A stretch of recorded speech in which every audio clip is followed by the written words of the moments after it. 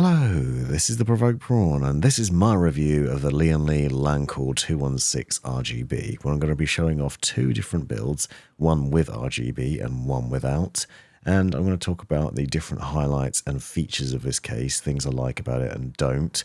Now, I've done a full in-depth build guide on this case that I'll link to in the description, where I go into a lot of depth on how to set it up, but here I want to talk about my experiences with it, show some thermal performance tests with, as you can see, the Lian Li standard fans, the AL120 V2s, and the P28's new high performance fans that you could see with a stealth black look on them as well. So I'm going to talk about a lot of different things, so stick with me as we go through all the different highlights and features of it, show what's possible in there, and talk about the various different things that I like about it and some of the quirks of the case. And I've enjoyed it for the most part. It is actually very interesting and potentially really cool in a number of ways, especially if you want a lot of storage, because this thing has this space for a lot of SSDs, as you'll see as we go through.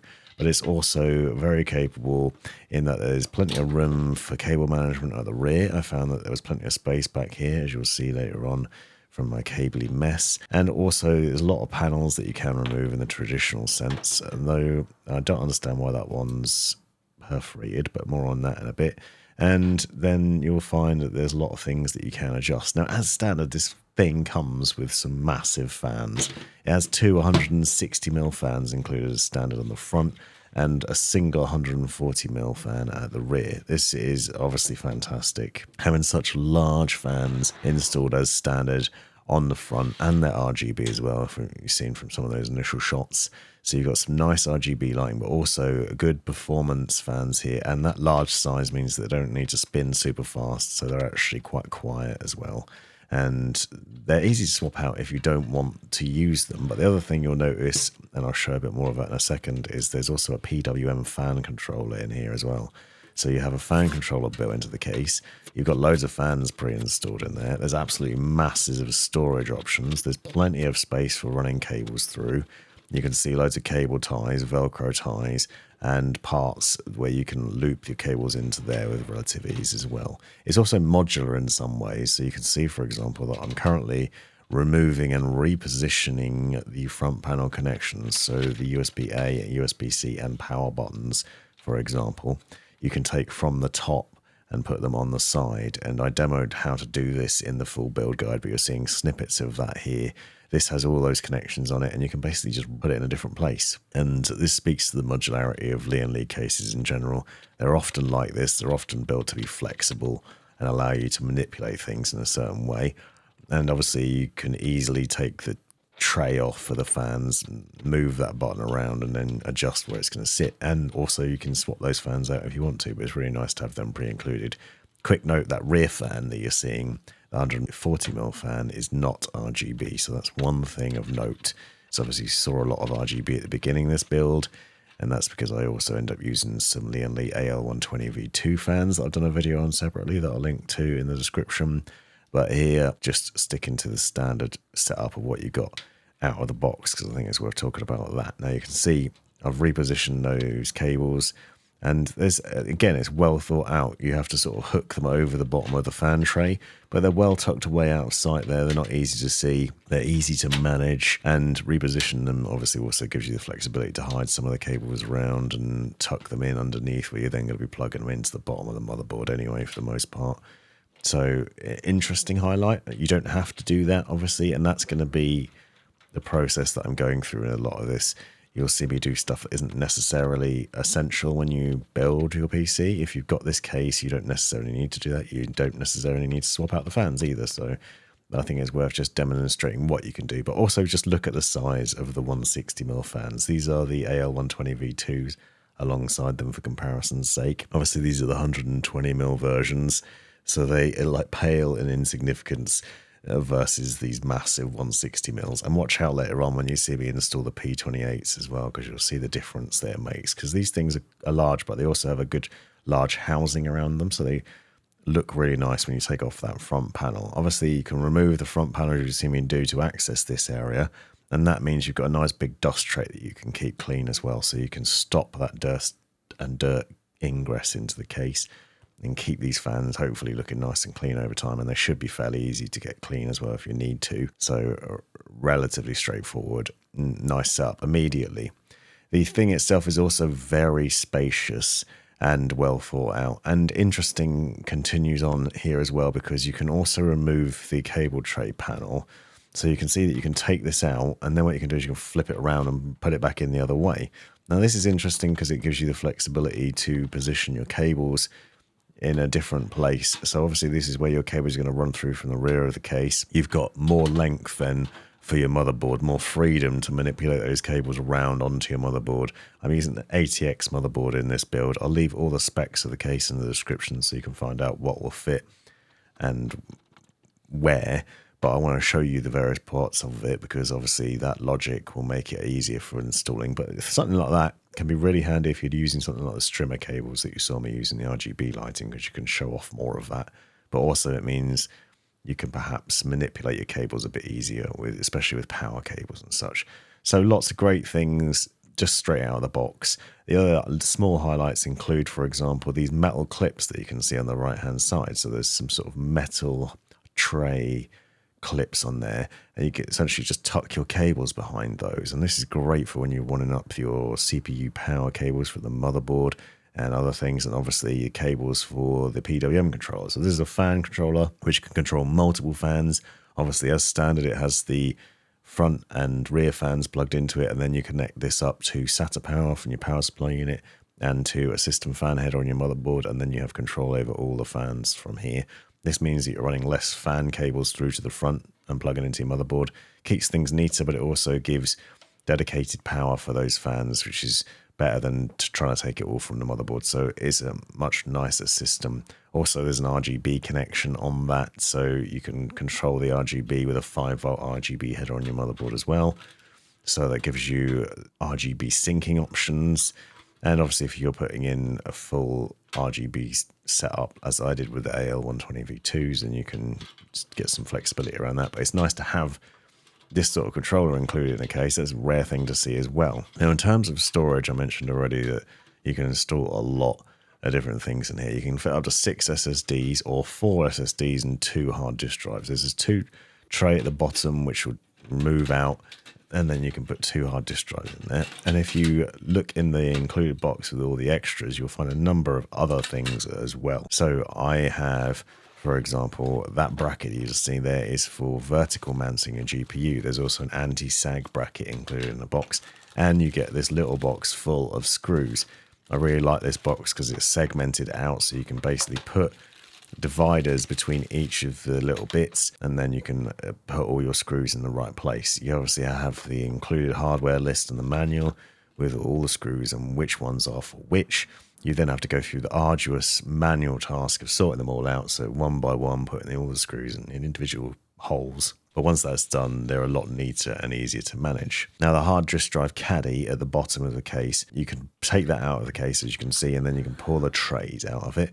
And those trays are able to take both a hard disk drive and an SSD in them, which is mad. So you have the option to install an SSD on the bottom and then a hard disk drive on top. And you can do that with both of those trays as well. So you can obviously nestle your drives away in this caddy and then have that stored at the front of the case, out of sight, with good airflow where the front fans are going to be blowing onto it. And so that's fairly straightforward. But obviously the fact that you can install both on there is pretty nuts. You don't usually see that sort of setup, but this speaks to just how many drives you can install in here and the flexibility of it. I'll show you more of that in a minute because you can do a lot with the SSDs, and it's really easy to do as well. And there are different screws for it. As I said, I've covered all the details on how to do this in my full build guide, but the manual is also pretty clear on a number of things as well.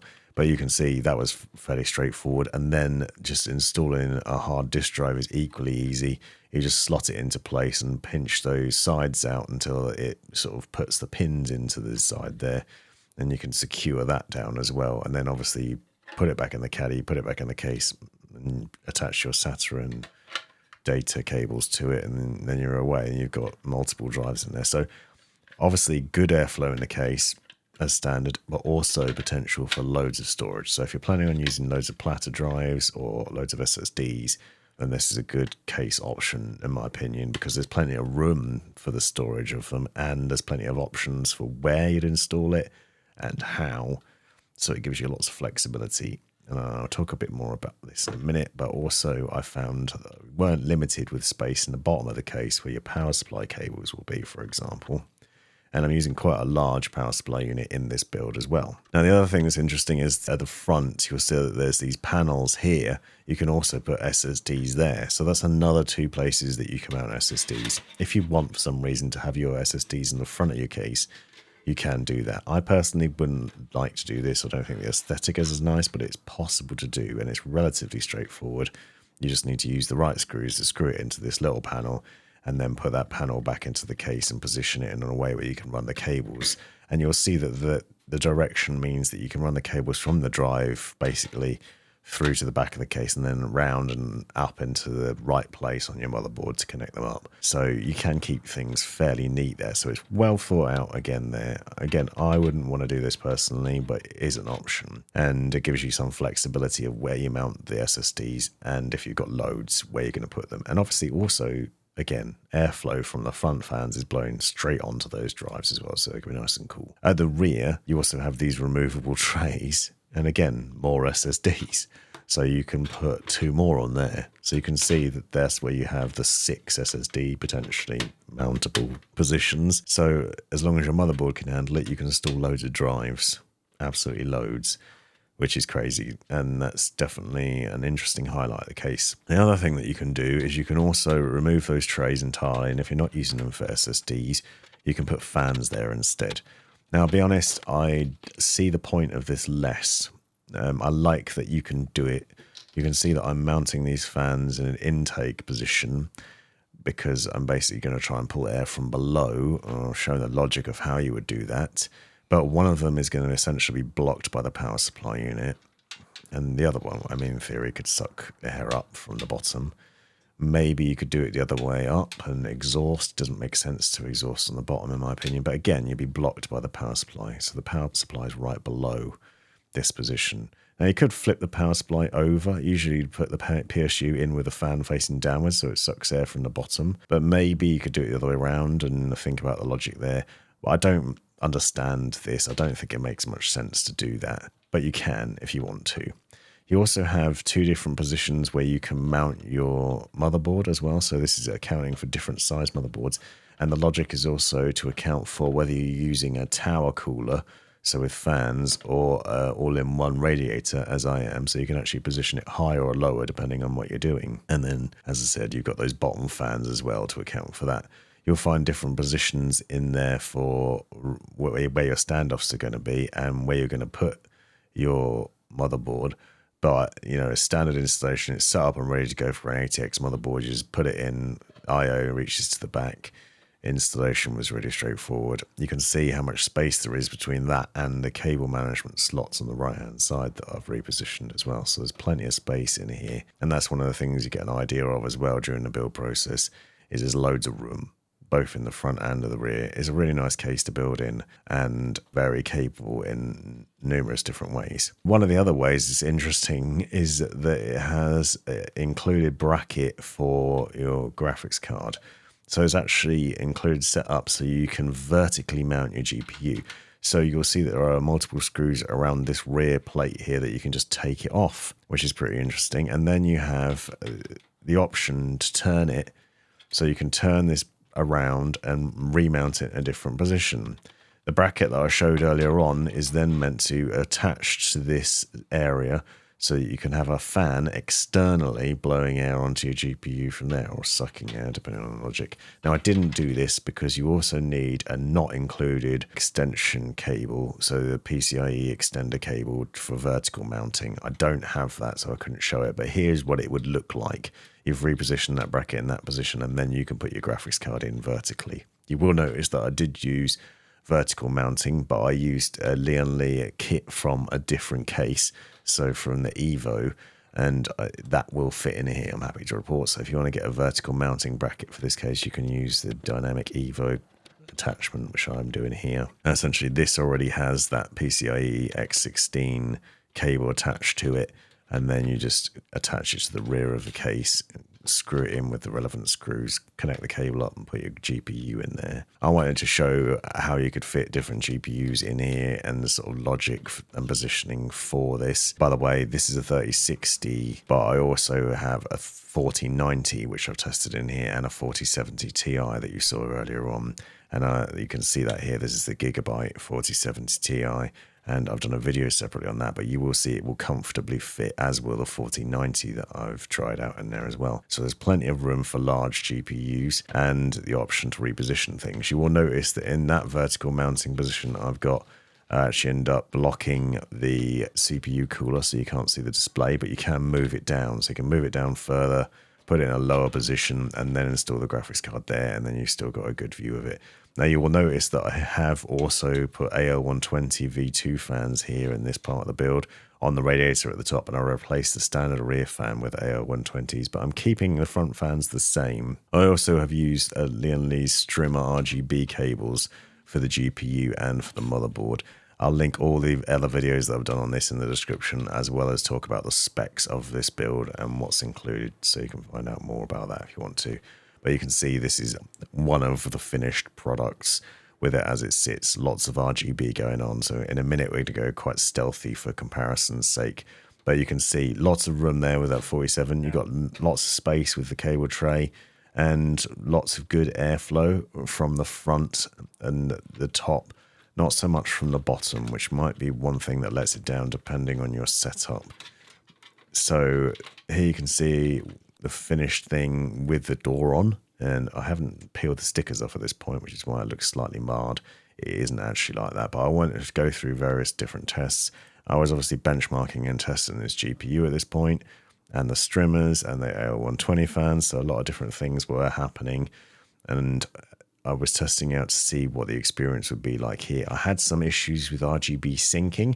Now, as I said, the front fans are set up and connected to that PWM controller and to the system fan header and the RGB controllers on the motherboard, so the 5-volt RGB headers. But I'm also using the Strimmers and the AL120 V2s, so there's a lot of RGB logic going on here.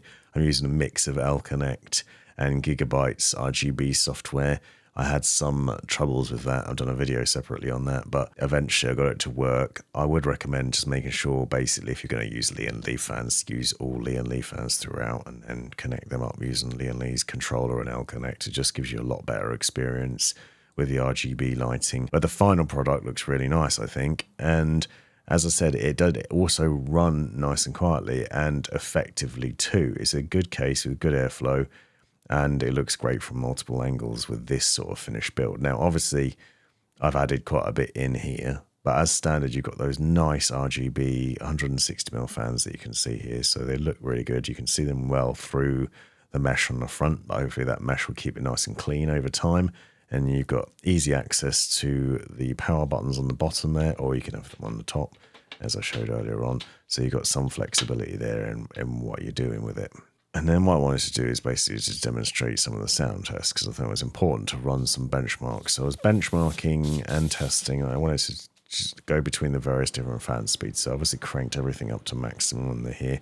AL120 V2s, the 160mm fan on the front. You can see the GPU's not spinning up, but at the max speed, I'm getting somewhere around 55 decibels out of the case, which isn't too obnoxious actually. It's not super quiet. Obviously, that was on maximum. So if you put it to silent, it can run a lot quieter. Experience is going to vary, and this is important to note, depending on what fans you put in there, obviously, because I've got the AL120s in there, for example. Those are quite quiet fans.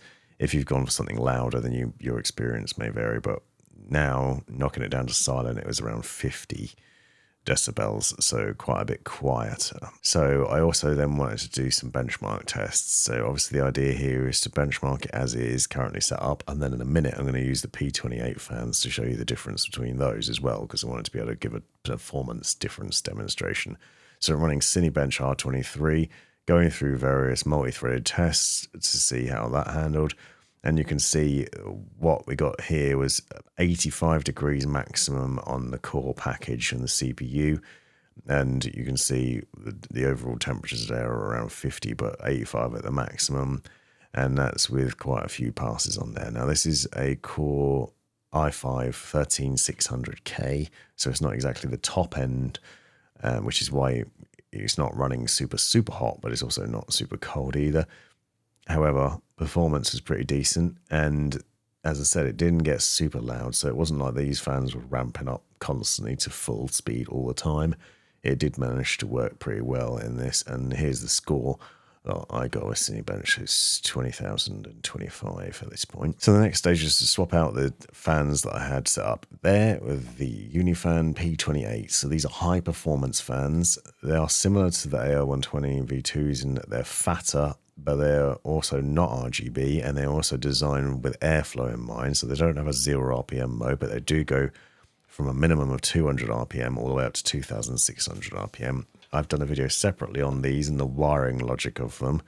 I might well do a review video on them too. They are quiet and effective. They're perfect for using in a high airflow case like this, and also on radiators. As you can see, I'm using them, swapping them out and using them on the H150i Elite Caplix cooler. And the idea here is to test out their performance again and show what the differences are.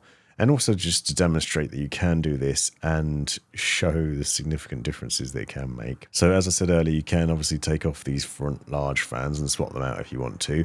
So I'm cutting down some of the steps here, but essentially just there's some thumb screws to remove the tray out of here. Interestingly, it's not a usual sort of fan tray. It's basically just two rungs with a load of screws in it, holding these big fans into place. So you just need to unscrew those and then screw in your standard 120 mils. Obviously you could use 120, 140 or the 160 mil fans on here, and you have the option to install a radiator if you want to, although personally I wouldn't front mount a radiator in this case. You want the front fans to be intake to pull that air in from the front and maximize the airflow. You will see just how much smaller the P28s are. If you remember what it looked like a second ago with just how big those 160 mils were filling up the case, now you can see there's quite a lot of space around the edges. And yet you don't actually notice a massive degradation in the sort of quality of the performance, because these fans are designed to perform well. And they also actually contrast really nicely with the case, I think. Obviously I've got black fans. You can get these in white if you wanted to. But if you want a more stealthy build, these fans don't have any RGB lighting. The only RGB that I've got now is from the strimmer cables, which you can see reflecting nicely off the fans. But they have got these sort of nice aesthetic to them as well. So I once again did the same thing. So I ran Cinebench R23 and other tests on here. Obviously the GPU is no longer vertical, but I did want to test out and see how it did. So I ran the tests with the fans set in normal mode and went through the same process as before running Cinebench to see how it got on. And you can see now what we're looking at is a maximum temperature of 68 degrees. So it's actually quite a bit cooler than it was before with these AL120 V2s and those large 160mm front fans. So it's actually quite a difference in the performance there. It shows you that the P28s are really good at cooling and do a great job at it as well. So they've actually brought that temperature down quite a fair bit with the same sort of test and the same sort of logic. Now they are a little bit louder, so it is worth noting that. But you can adjust through various different settings. So obviously this is the Gigabyte motherboard. You will have various different ways of adjusting your fan speed on whatever motherboard you're using. You can do it in the BIOS and you can do it through software. Here you can see there are silent, normal and full speed modes. It varied, like you can start out from a minimum of 200 RPM and go all the way up to 2,600. I've got the fans set up to the system fan headers, and then the fans on the radiator are set up to the CPU fan header, and that's where the difference in those are. And then obviously the radiator itself is connected up to the pump header. You can adjust through these various different settings and you can tweak them on an individual basis. But what I found was, like, on normal and silent modes, it ran really quiet, and obviously it ramps up as necessary and goes to the higher end. The set on silent mode, it was about 50 decibels. Just below that, I think it was probably comparable in terms of the noise levels when it's on the quieter end, although the AL120s can run at 0 RPM in some cases, so that's worth bearing that in mind, whereas these won't. But if you crank it up and really want to push it up to the maximum speed, then you do end up making a lot more noise, but you obviously do get an increase in performance. This was closing in on 60 decibels and it was noticeably louder. but the performance is obviously improved. So hopefully that's been a good insight into the 216 and what you can do with it. Let me know in the comments if you've got any questions, and check out the description to find out more about everything you've seen. You've made it right to the end of the video, you brilliant legend you. If you've enjoyed it, click that subscribe button, give me a thumbs up, and drop me a comment down below if you've got any questions. If you really enjoyed it, consider joining the channel and see the benefits of doing so. Check out these other videos. You might well find them interesting or useful. And most importantly, have a great life.